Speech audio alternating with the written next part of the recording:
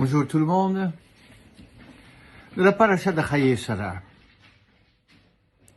Le début, l'ouverture, c'est le décès et l'enterrement de Sarah Imenu, de notre matriarche Sarah.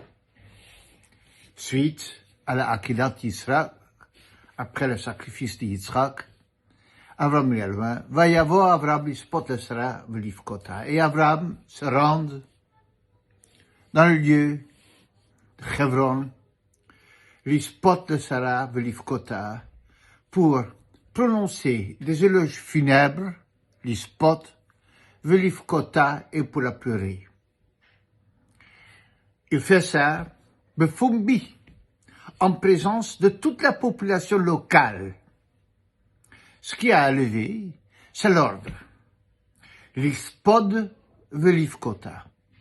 Lispot le Sarah pour prononcer un discours des éloges funèbres et pour le pleurer. Alors, d'habitude, quand on assiste à des personnes qui perdent un proche parent, la première réaction, c'est la déstabilisation.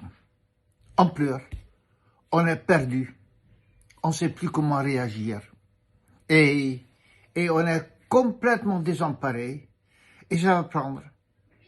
Et après, avec le temps, on commence à réfléchir, à se raisonner et à parler du bien de la défunte ou du défunt. Donc l'ordre naturel humain, c'est d'abord on pleure. Et ensuite, on fait les louanges. D'abord, il y a l'émotionnel qui sort.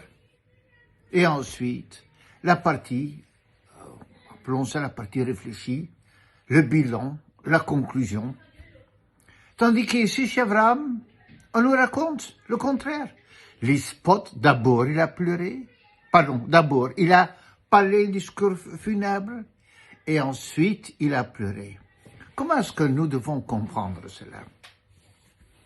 La réponse est que chez Avram Avinu, il y a une grande leçon. On a perdu un proche parent. Pourquoi est-ce qu'on pleure? On peut pleurer pour deux raisons.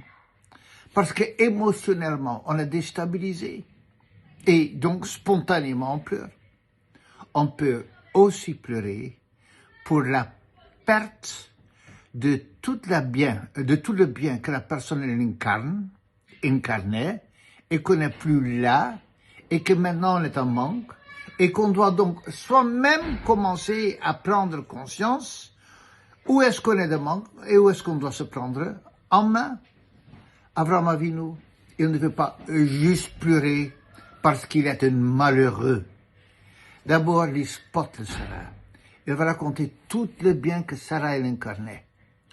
Tout ce dont il était redevable. Nos Chachamim me disent que son discours c'était le Eshet Chayil, à la fin du Michelet.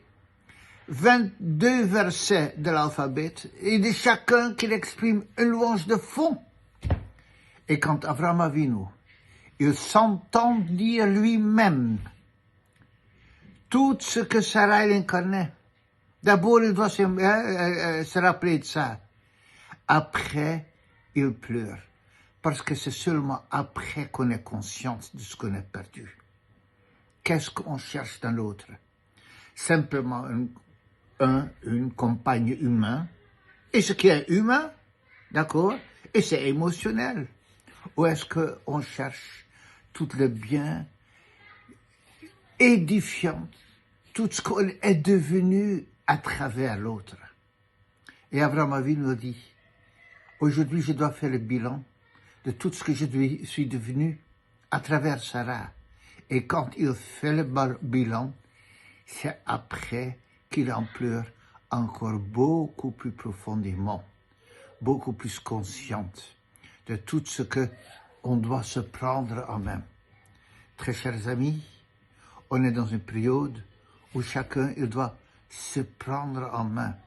On a besoin de beaucoup de hitbonenut, d'introspection, de réflexion, d'être conscient de ce qu'on reçoit de l'autre et de notre dépendance que personne n'est autonome, qu'Akadosh Baruch Hu donne la bracha dans tous les foyers, la bracha Birkat Habayit, d'une harmonie, et à très bientôt. Shabbat Shalom.